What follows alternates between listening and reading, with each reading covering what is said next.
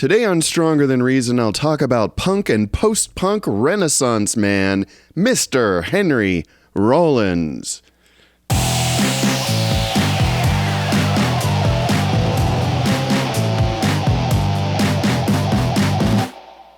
Welcome to Stronger Than Reason. So, one topic that comes up frequently in this show is discipline. That is, having the will to consistently put in the work toward your goals. Maybe you want to be a distance runner. In that case, you'll succeed if you have the discipline to put in the miles day in and day out. I've read that you shouldn't even think about training for a marathon until you're routinely putting in more than 20 miles a week. So just consider that for a minute. You know, for most people, their first running race is a 5K, which is 3.1 miles. There's a very popular training program out there called Couch to 5K, and it is just what you would think it is. It explains how to go from never running at all to successfully completing a 5K race in 9 weeks. 9 weeks! That's 2 months of training to run 3.1 miles all at once without stopping. Now, 2 months is a big chunk of time, but finishing a 5K is a very cool accomplishment if you've never run before, and it's within, I think, most people's reach if you're in generally good health and if you're given the proper training. The next distance is usually a 10K or 6.2 miles. Once you're reliably running 5K, it takes about another month or so to ramp up to 10K. It's harder on your body. You're noticeably more tired after running. You start to think about how to comfortably carry water. You might start keeping track of how many miles you put on your shoes, and you're probably more aware of the time commitment. After all, time you're spending on the roads or treadmill is time you could be spending doing other things like raising pigs, racing funny cars, or carving a life-size moai in your yard. Now, running a 10K is definitely a big accomplishment, and I would guess that maybe fewer than half of 5K runners could or would bother to even do it, because somehow it's more than twice as hard as running a 5K. See, there isn't really a linear relationship between distance and difficulty. As you run farther, it gets harder faster. But some people do catch the running bug hard and find themselves training for a half marathon. Now, it turns out that the metric system doesn't play nice with marathons. So a half marathon is just about 21.1K, a bit more than twice a 10K, which turns out to be about 13.1 miles. So it's kind of like running a 10K, turning around and running back to where you started. And once you're at the end, realizing you dropped your keys and backtracking nearly another mile to find them.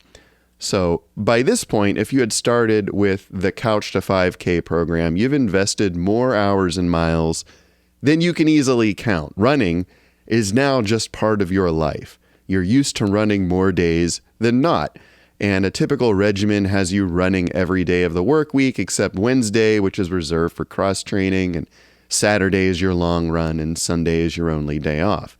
Your other hobbies and commitments have probably taken a back seat to your training because you can't miss a lot of days without increasing the real risk of injury. All of this, of course, gets ramped up to 11 if you choose to run even farther.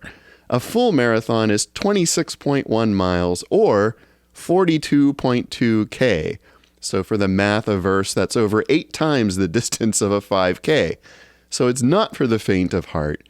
This is the kind of thing you shouldn't jump into lightly unless you're Joe Strummer, the vocalist for The Clash, who reportedly ran the Paris Marathon in 1982.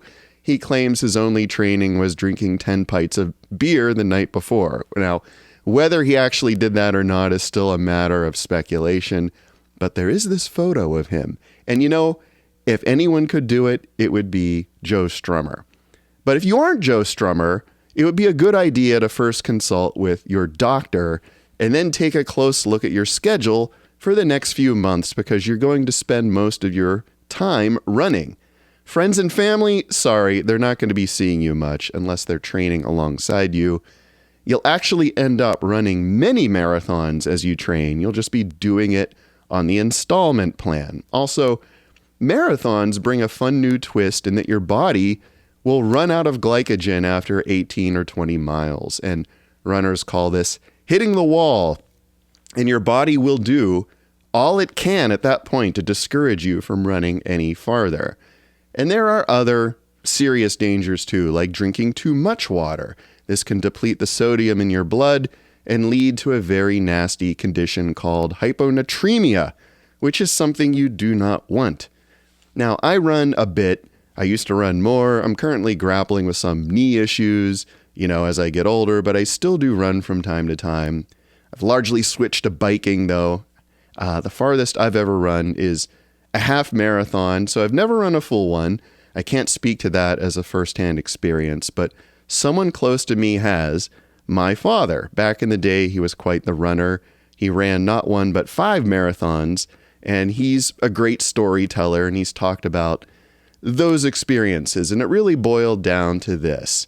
This was the lesson he taught me. You can run a marathon, but you really have to want to do it. In fact, you have to want it so badly that you'll keep working for it almost no matter what, because for most people, doing it is so hard that your body's going to be telling you to stop long before you achieved it, even during training. So if you don't really want it or aren't fully committed, then when it inevitably gets really difficult, you'll have no reason to keep going and every reason to quit. And once you decide you want it, what you need is a mindset to continually remind yourself of that fact. So that decision, that willpower guides your actions. And that mindset is a form of discipline. And for race training, discipline means getting out there and putting in the miles day after day after day. It brings you confidence, because if you train every day for months, then one more long run is a piece of cake. And it's reassuring because of the routine it provides. You don't have to think about whether you're following your training schedule that day or not, because you follow it every day, no matter what. And that all sounds great, but we all know that it's difficult to have discipline. All sorts of things can get between you and your goals.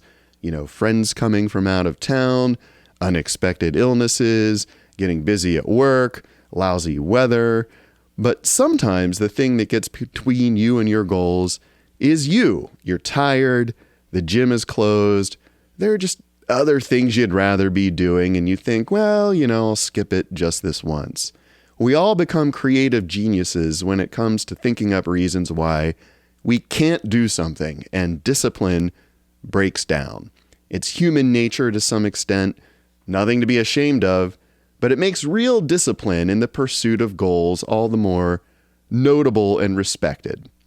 Now, I've gone down a long path here talking about distance running and, pun intended, but the same idea holds for most other goals too. And I've talked a lot in past episodes about creative discipline, about getting up in the morning and knowing that before you go to sleep that night, you're going to spend some time working toward your creative goal, chipping away at it. So if you're writing, maybe you'll sit down and write until you hit 2,000 words. If you're making music, maybe you'll work out some drum parts or guitar parts. If you're painting, maybe you'll stretch some canvases. Whatever it is, it doesn't have to be anything big. The key is that every day you're devoting time to it. That is discipline. And I think I most clearly discussed this in episode 64, the one about Jandek. He's the musician in Houston who's made over 100 albums. He's the musical equivalent of being an extreme distance runner. And how has he done that? Well, by simply putting in the work, by writing and recording music day after day for 50 odd years. Now, Stephen King talks about putting in the work in his book on writing, which I highly recommend. It's the most detailed and articulate account I've found about anyone's creative process. He really tries to relate what goes on in his own mind when he's writing a story. Now, for Stephen King, it's more like uncovering a set of dinosaur bones. He's working to reveal something that is already there, but just hidden, like hidden in the ground. And he's doing that rather than actively building characters and a plot. So to him, the whole process is subtractive. He's removing things. It's not additive where he's building something. So it's more like chipping a statue out of a block of marble instead of building one from clay. But a key aspect of his creativity is making sure he writes something every day. In fact, he goes so far to say that if you're trying to be a successful writer without putting in the miles, so to speak, you may as well give it up. In other words, there are few, if any, literary equivalents to Joe Strummer pounding 10 beers and running the Paris Marathon. For us mere mortals, and even for Stephen King, there is no inspiration without perspiration. Okay, so you get the idea. Please go back and check out the Jandek episode for more on that. I doubt I'll ever be able to express that idea more eloquently than I did there. Now, all of this is to say that discipline comes to some people more handily than others, and that's no surprise. We've all been in school and witnessed how different people have different study habits, or worked in a job where different colleagues were willing to put in different amounts of effort. Now, in the world of music, it's about showing up every day and doing something. You know, some musicians regularly take time to practice. Practicing isn't productive in the sense that anything is being written or recorded or maybe even performed, but it is part of putting in the work. Now, one musician over the years has stood out to me as having exceptional discipline, not just in terms of his music, but in every part of his life. It's inherently part of his character, and it's not only led to him becoming an icon of 80s hardcore punk, but it also led to him being even more notable for his spoken word performances, and later becoming a notable character actor, documentary host, radio host, podcaster, and let's not forget founder of a successful publishing company that prints real-world paper books. Remember those? Of course, I'm talking about alternative rock's Renaissance man, Henry Rollins. So when did I first hear of Henry Rollins? Well, it was my freshman year at college, the first time I had stepped into this thing that was called the internet. I was taking a class in Fortran 77, which should give you some idea of how old I am. Anyway, my professor had given us all logins and explained what this email thing was. And keep in mind, this was a few years before the web. So I was in regular communication with a friend of mine who had already moved to the big city and was experiencing all of its sophisticated charms, one of which was a variety of actual bands and shows that would come to town and perform. And one of these, he said, was this guy named Henry Rollins. He'd be coming to a club for a spoken word gig. Spoken word, I thought. I had no idea what spoken word meant. Like, what an odd way to characterize a performance. So I figured it was just someone standing up and talking, you know, as opposed to what? Like doing a little soft shoe act or maybe a magic show or ventriloquism. So I had no context for this guy and what sort of words he'd be speaking or why anybody would want to listen to him. And I didn't realize that Henry was best known for having been the front man for the itinerant LA punk gods Black Flag from 1981 to their first dissolution in 1986. I had never heard of Black Flag. I wasn't much into punk at the time. Remember, before going alternative, I was mostly listening to Rush and whatever was on the radio. So I had no appreciation for the fact that this screamy punk guy was going to entertain an audience with words for a couple of hours. Anyway, my friend did go to the show. I think he said it was only $7 admission. And I can tell you verbatim what he had to say about it because, yes, we saved all those emails from 35 or more years ago. And I quote, his perspectives were really good and interesting compared to the interviews I read of him a few years back. He's real anti-drug. He said it was because he is pro-you living. He had some interesting stories of his childhood and his days with Black Flag, and some police stories that would amaze you, end quote.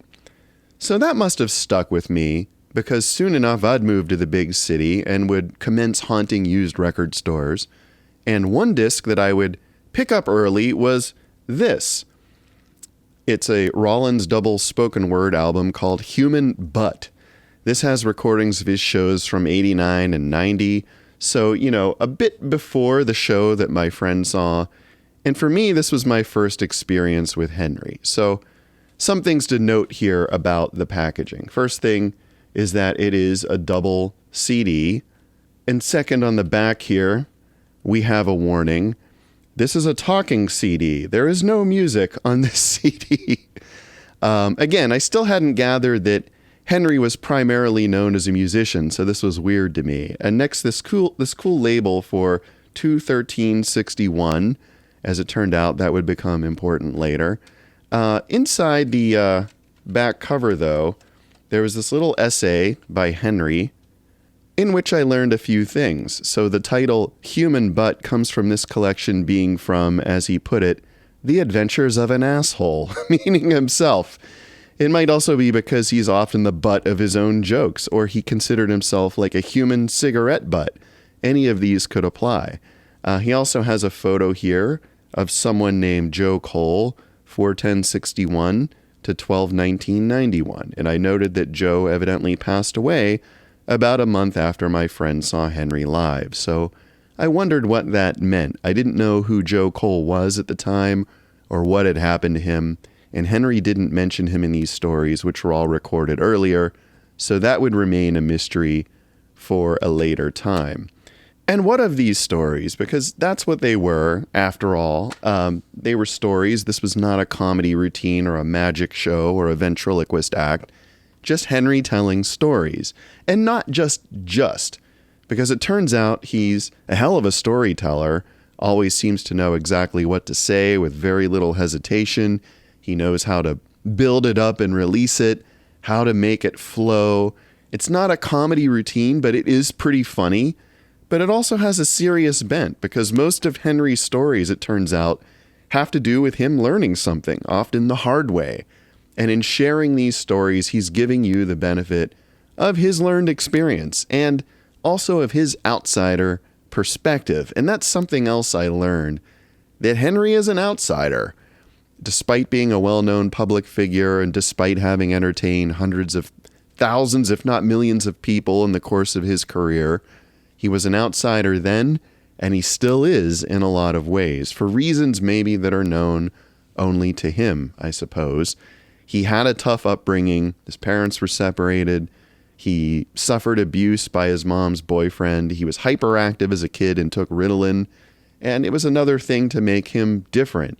He attended the Bullis School, which is a military prep school in Potomac, Maryland, and at some point he changed his name from Henry Lawrence Garfield to Henry Rollins. And I can't find any references handy around here, but I swear I once read an interview where he said he took that last name from legendary jazz saxophonist Sonny Rollins. So anyway, Henry's always had an outsider mindset. It's pretty clear after listening to him speak for a while that he's not playing this game of life by everyone else's rules for whatever reason. He's doing his own thing. These spoken word shows are evidence of that. Not many rock stars were doing spoken word shows in the 80s, I can tell you. Hence all the disclaimers on this release.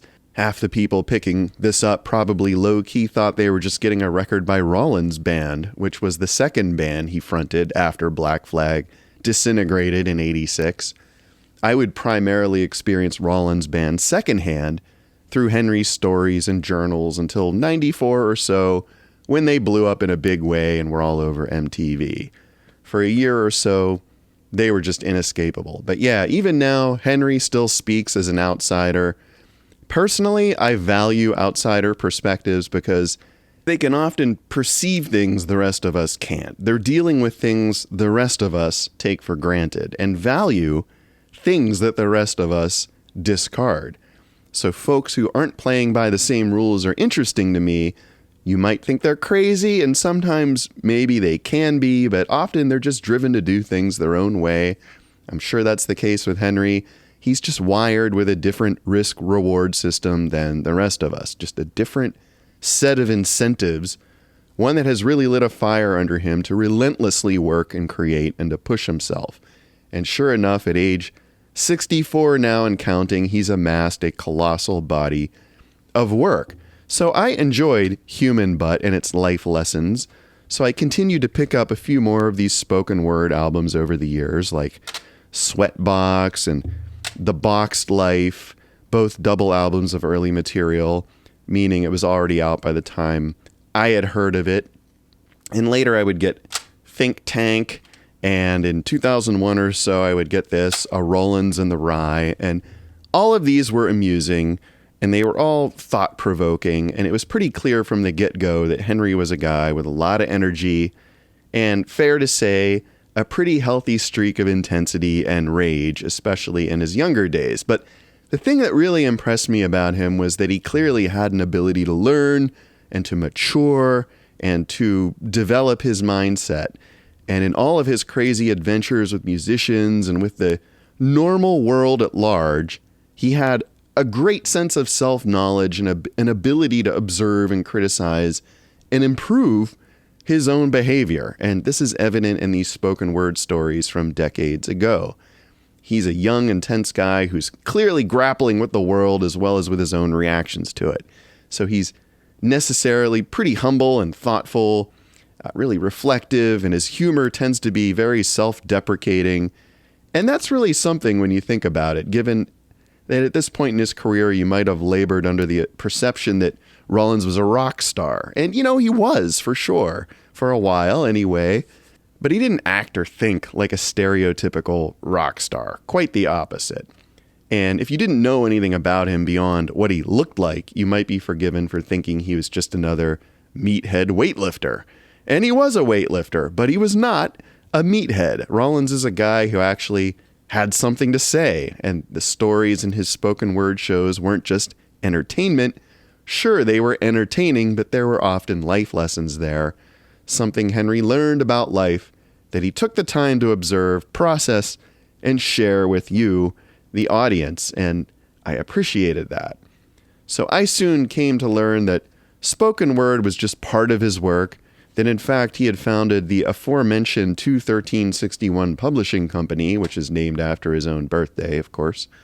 And he did this to release his own books, and books by some of his friends and heroes. And I first came across 21361 books after I had moved to the big city. As I said, there were any number of used cool record stores there to visit. And then there were some places at the time, this is the early 90s, that were maybe a little more difficult to categorize. So one place was sort of a cross between a shop, a performance venue, and a squat. And I remember going in there, and there were a bunch of guys hanging around, and upstairs there was this one dude who was all alone just rocking beats on a pair of turntables. And it was the first time I'd ever seen this done up close. And he was doing it old school with 2 copies of the same record, and he was crossfading them and scratching to keep the beat going, you know, like Mixmaster Mike. And hell, it may have been Mixmaster Mike for all I know, but it impressed me because it clearly took skill to keep it going, you know, unlike DJs since who perform just by spinning other people's records. Sorry, but, you know, that's not DJing. And yeah, I'm gatekeeping here. But this guy was playing beats real time the hard way, and he didn't seem to care that I was watching. So I checked him out for a while, and he was completely oblivious to me. He was just so focused on what he was doing. So I looked around and found some books on a bookshelf in the corner, and they had all these strange and cool zines and things for sale. And some of the zines were just Xeroxed and stapled. This was back in the era of Kinko's copies. Remember that? And then lo and behold, I see a bunch of small paperbacks emblazoned with the 21361 logo, just like on the back of my CD. And I picked one up, and I figured I'd buy it. It was a reprint that contained 2 of Rollins's earlier books, Art to Choke Hearts and Pissing in the Gene Pool. And to my shame, I cannot locate my copy today. I may have lost it or gotten rid of it or something in the last 30-some years, or more likely, it's buried in the archives. And as you know, I can't be bothered to go in there and dig for it. It's not good for my back. Plus, you know, radon and spiders. So forget it. But I did or do have that book. And I remember buying it that day and taking it back to my room. And I was a bit surprised to find that it wasn't stories like on the spoken word albums. It was all poetry. And from what I can remember, it wasn't even like song lyrics. It was mostly just free verse, stream of consciousness prose, a lot of like paranoid stuff about people breaking in and all these sort of violent fantasies. It was much darker than the spoken word material. To me, it seemed like Rollins was just sort of, unscrewing his head and just emptying it all out on the page. Just a big, undifferentiated brain dump. And I guess 20-something me tried to think it was, this is hip and to really get it, but I didn't get it. I didn't get it at all. Turns out I'm not much into transgressive poetry. It took me a few more years to figure that out. This stuff is, I'm sure, cool and great, but I just didn't get it. And maybe that's why I did get rid of the book, if I even did.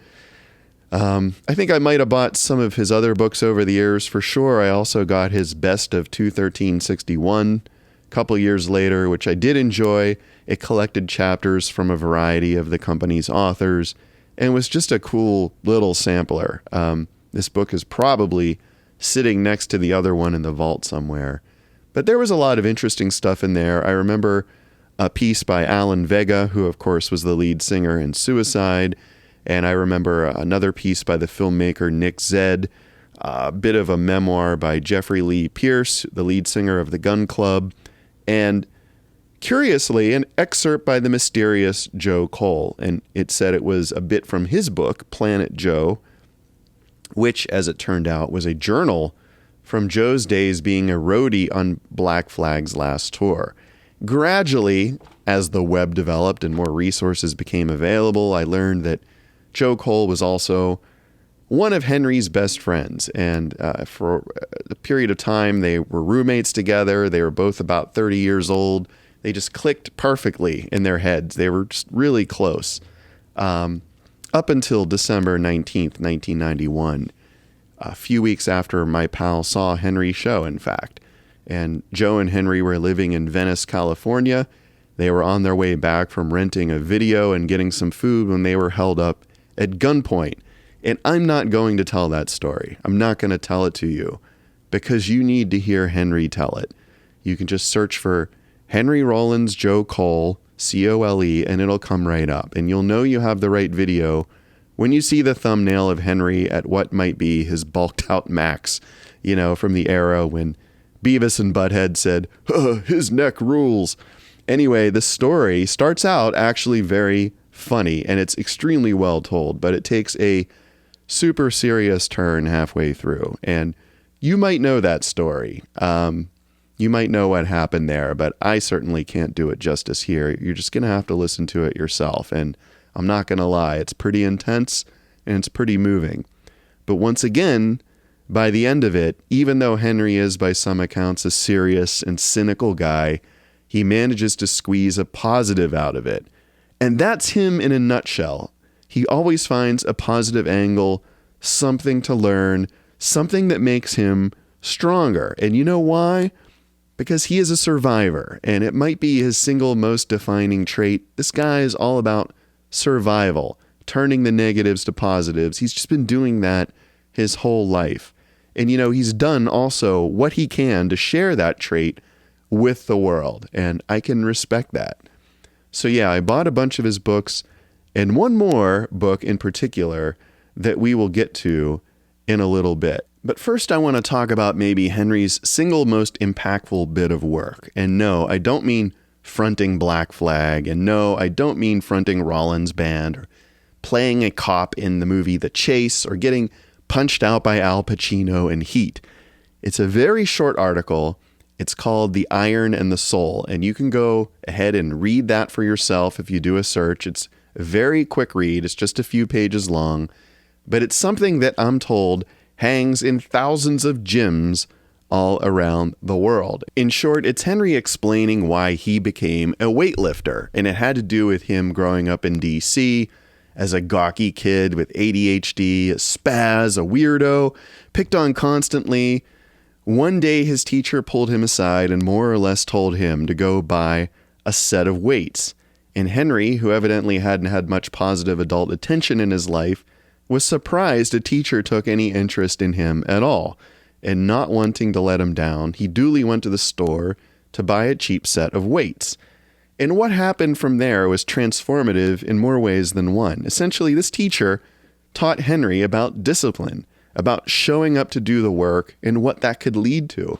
But he also taught him about self-respect, of what it means to make yourself strong, of getting to a point where you think, wow, I actually do matter. I am someone, I have dignity, and I have as much right to exist here as anyone else. And that sounds pretty inspirational, and it is. But here's the thing. Rollins is not some flower power guru. He's very direct. He's to the point. He doesn't pull a punch. There's no bullshit. You know how they teach you in English class to write an essay by starting with your thesis statement? Well, here Henry turns that upside down, and this essay ends with this thesis statement. And here it is. Friends may come and go, but 200 pounds is always 200 pounds. So lifting has been a reliable source of strength for him throughout a very challenging life, and that gave him mental strength as much as physical strength. And, I'd like to say that his essay changed my own life, but in fact, it didn't really change it. It did, however, reinforce things that I already knew, that were already bestowed on me by the guy who's been my biggest influence, not Henry Rollins, but my own dad, who I'm fortunate and grateful to say I've had a great relationship with my whole life.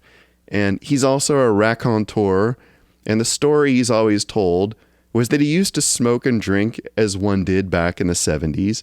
And I swear, every old family film from back in the day, every family gathering, there was a table full of liquor bottles and everyone was smoking. Men, women, kids, well, maybe not the kids, but everyone else.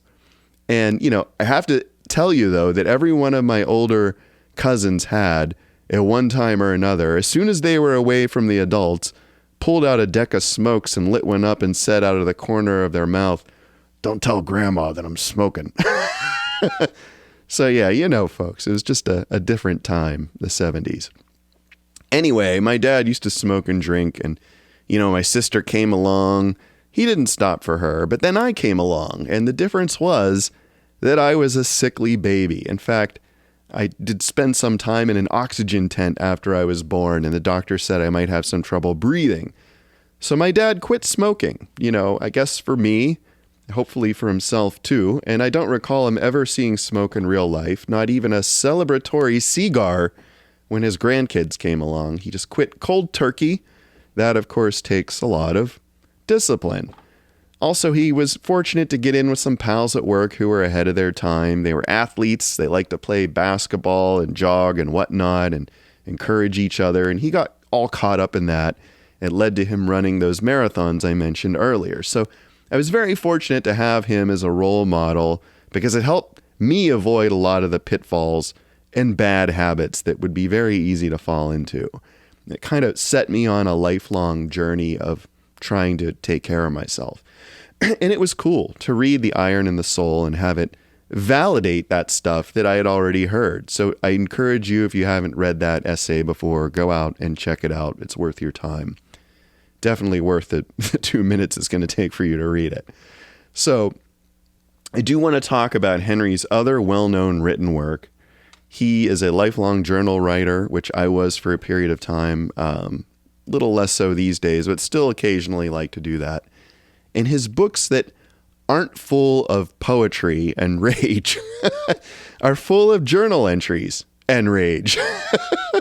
I find the journals to be a bit more engaging, a bit more well-suited to my own personal taste. Your mileage may vary. But one particular book might be his bestseller, and I know I picked up my copy in the late 90s sometime. And here it is. Get in the Van, on the Road with Black Flag. Okay? And of course, it's too big to fit in here in my screen, but I love the cover picture, which is a picture of the LAPD about to raid a Black Flag show, walking into the theater.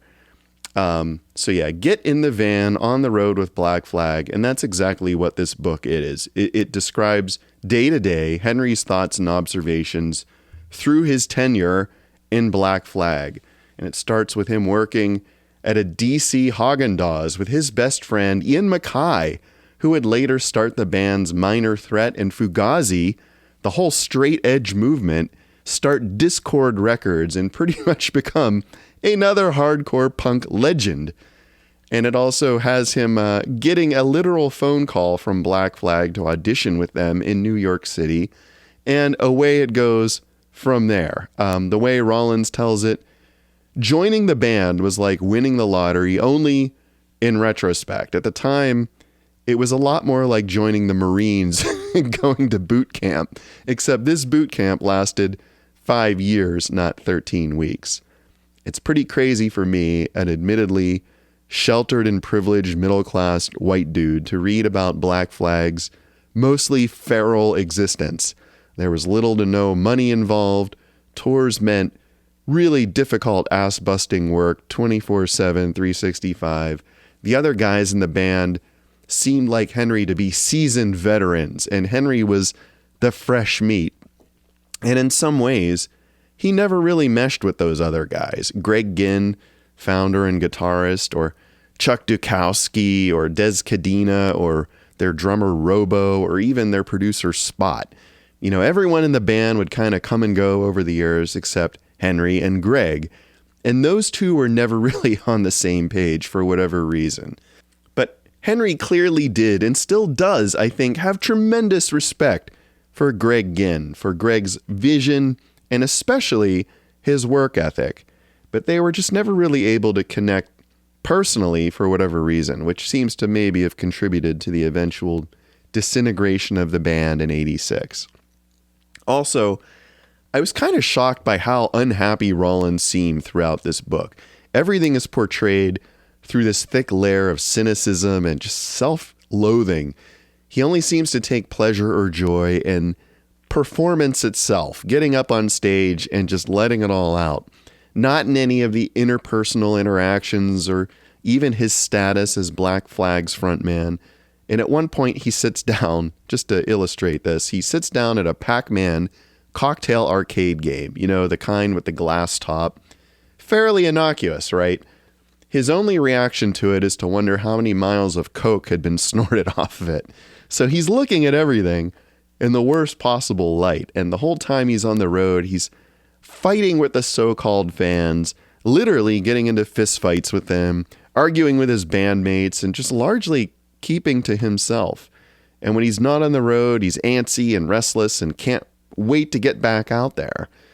He rarely has anything positive to say unless it's just praise for his bandmates and just generally wondering why they didn't like him. Again, it's that whole outsider mindset, and I was just puzzled by the whole thing when I first read it. It didn't square with what I knew of Henry from listening to his stories on those CDs, because this book depicted a seriously unhappy guy, just relentlessly dark and intense, hardly any sense of humor, just a very different sort of guy than on the spoken word records, because that guy was practically a comedian, or at least he knew how to work humor into the act to engage the crowd. This guy in the book, I just felt sorry for him. He seemed miserable. And, you know, I had to wonder why he kept at it for so long, especially when the other members of the band just seemed to come and go so easily.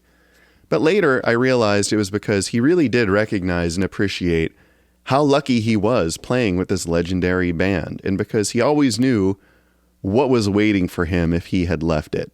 It would be that job at Haagen-Dazs again. So he had enough of a survival instinct to grind through those hard years. And he also began to diversify his talents. So even while still in the band, he started doing solo spoken word gigs, just reading his poetry or telling stories. And by then, you know, he had enough crazy stories to last a lifetime. He also started writing more, publishing his stuff, which he sold at his solo gigs, which led to him creating the book company. All of this would pay dividends in the future once Black Flag itself ceased to exist. You know, given a platform, he took the initiative to create other platforms for himself. And as he's since described, he never felt safe enough with Plan A. You know, just being in Black Flag, as awesome as that was, many people would have been more than satisfied with that. It would have been the high point of their lives.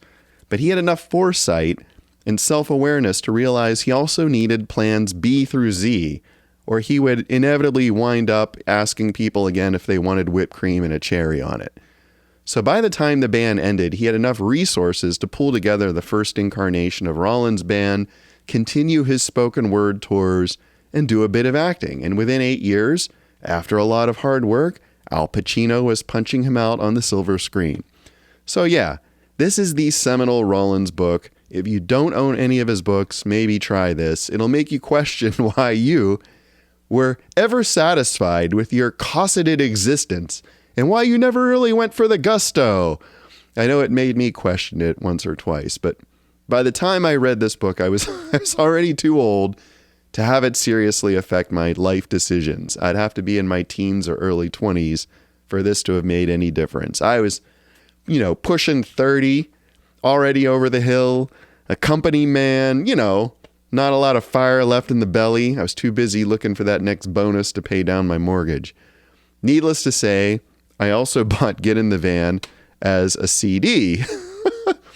Because, like an audiobook, I enjoyed listening to Henry narrate it, and just as I enjoyed listening to his other CDs. Now, you might ask, did I ever think to check out Black Flag or Rollins Band? And the answer, of course, is yes, I did.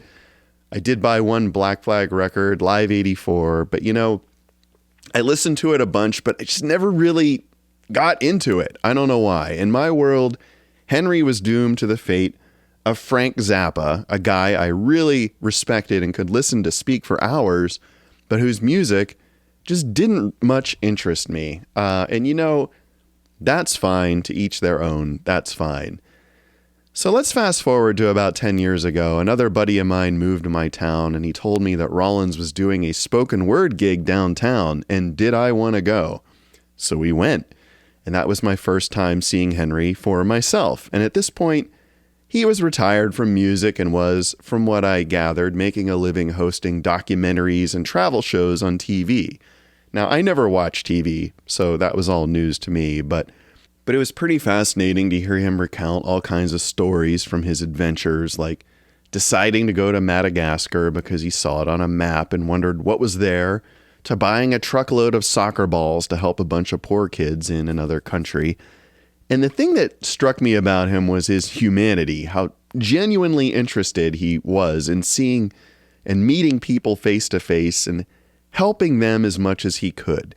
And I was also struck by how his storytelling had, if anything, over those 20 or so years improved, and he spoke very eloquently and fluently for hours with zero notes, no ahs and ums and hesitations, always moving from one well-made point to the next.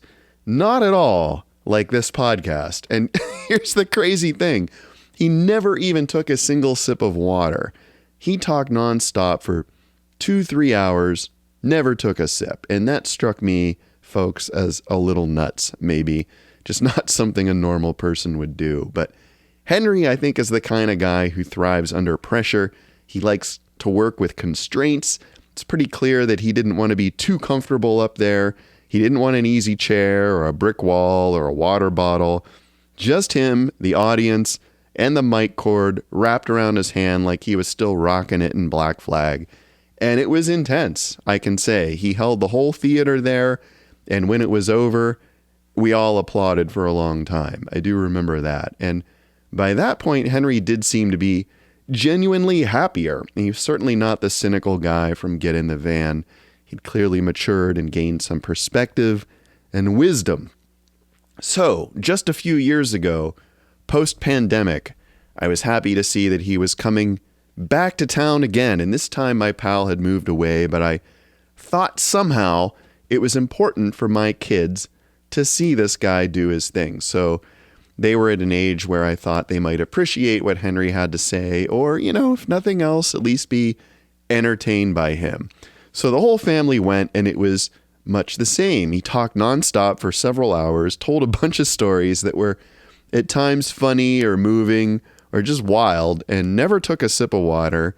And even though he's pushing 60, he constantly looked like an animal about to pounce. All his body language just suggested he was channeling a massive amount of energy down into that microphone, much like a lead singer would do, except this was, of course, all stories. And my family all dug it, and I was happy to see Henry a second time, that he had come through the pandemic with the rest of us and had the wherewithal to get back out on the road and share his thoughts about it. So one other thing brought Henry Rollins into my life in the past few years, and it was his podcast. Now, sure, he's got a radio show, and I don't subscribe to satellite radio. I don't subscribe to anything, so I've never listened to it. What I'm talking about, though, is the podcast Henry and Heidi, which he ran for a few years with his associate Heidi May. Now, if you like Henry Rollins and you have not heard this podcast, shut me off right now and go listen to it in its entirety. What you'll get, first of all, is Henry joking around a lot with Heidi May, who in many ways is his polar opposite. As you may gather from their podcast artwork, she's funny and cheerful, and he's, well, Henry Rollins. And the great thing, though, is how Heidi brings out the goofball in Henry, and for once he sounds genuinely happy, cracking jokes and screwing around, being silly. These episodes do have a lot of laughs, especially the beginning and ending segments. So the middle part, the format of that is that Henry shows up with a question for Henry, something to prompt a story about a certain part of his history. And my favorite episode is the one where Henry talks a lot about his relationship with Lemmy Kilmister, the former frontman of Motorhead and a true rock and roll legend. And it was especially moving since Lemmy had recently passed away. Other favorites are the episodes that talk about his early days working retail jobs with Ian MacKaye, namely at the Haagen-Dazs store, and the other one with them working at the pet store. My kids especially love these episodes. They're hilarious. Ian is just something else entirely. But really, all of these episodes are well worth your time. One is about the teacher who taught Henry to lift. That was Mr. Pepperman. Another is about his relationship with RuPaul. One is about his friendship with William Shatner, of all people. They're all good. In fact, it's been a few years, so it's probably time for me to listen to these all over again. There's 24 episodes, all created between 2015 and 2019. Sadly, there have not been any new episodes post-COVID, but we can always hope. So if you're a podcast junkie like me, you'll appreciate having something cool to listen to while you work out or commute, something that makes you laugh and think, and who knows, you might even learn something more than you're learning here listening to me anyway. So what happened next? By now, Henry's become something of the elder statesman of punk and alternative rock. He's still playing shows, still writing books, still lifting weights, still working incredibly hard, approaching retirement age for the rest of us. I did get a little more insight into the guy in the past few years. He did an interview on one of the big interview podcasts. I forget which one. It might have been Mark Maron's. But the guy came right out and said, look, why aren't you married? Why haven't you settled down? And Rollins just said, first of all, how rude you just ask somebody that. But Rollins said, man, that life isn't for me. I just don't do the relationship thing. Just happier to be alone. And I find that interesting because I don't get it at all. I don't think I've ever met anyone like that. Pretty much every human being I know is either with someone or wants to be with someone else. And to be clear, I have all kinds of friends and family, straight, gay, whatever, but they all want to be with someone else. And here's a guy who doesn't. He just doesn't. And I'm not saying that's a bad thing or a good thing or anything. I just think it's interesting because it's different. And I'm glad he's doing his own thing. If that's what makes him happy, cool, I'm all for it. The other question that was super direct and possibly rude was, are you a workaholic? And Rollins, I expected him to say, of course not. I'm just very disciplined and very, resolved to whatever. But he pretty much said, yeah. And he's just said straight up, I have to work to be happy. I have this compulsion to work. And he admitted kind of in that regard, he might actually be broken a little, at least in terms of what some other people consider normal. Even back in the days when he wanted 0 days off in Black Flag. When he wanted to be out on the road every single night, he wanted to work all the time.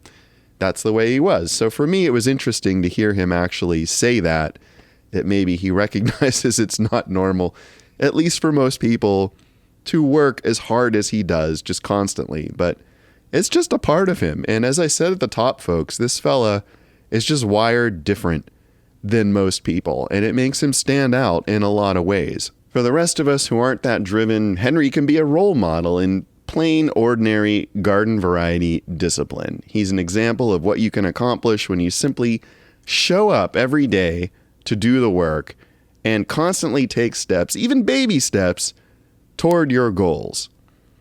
And there you have it, folks. Rock Renaissance man Henry Rollins, musician, author, publisher, actor, motivational speaker, Joy Division fan, audiophile, rabid record collector, and just hell of a cool guy.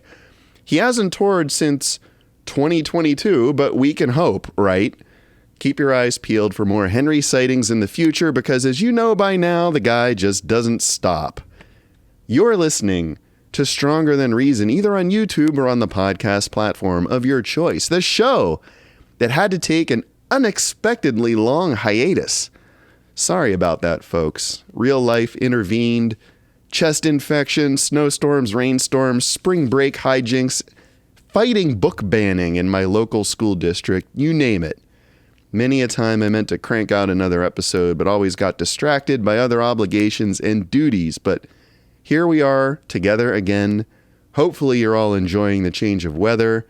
Over here we've got the mysterious LBFs, the little blue flowers popping up all over the rapidly greening yard, crocuses, daffodils, all that good stuff. Before you know it, it's going to be too hot, too buggy, and too humid, so enjoy it while you can. As always, I thank you for listening, and until next time, as Henry Rollins himself would tell you, stay strong.